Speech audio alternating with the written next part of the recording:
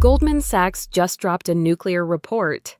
300 million jobs gone by 2030. White-collar workers face extinction.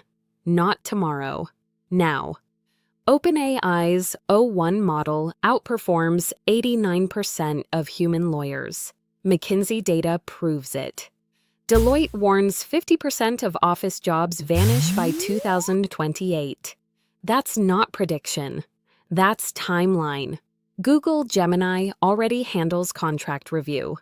Microsoft Copilot replaces entire accounting departments. Morgan Stanley cut 8,000 roles last month. One AI model did the work.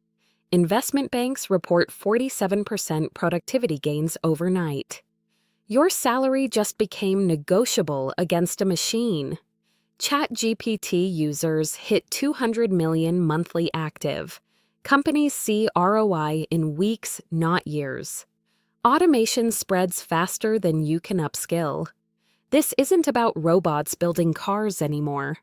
This is about your paycheck, your promotion, your career path. White-collar jobs weren't supposed to be vulnerable. They were supposed to be safe. They're not. The race is already happening. Either you adapt now or you become obsolete. Like and subscribe for more. Zero input AI every day.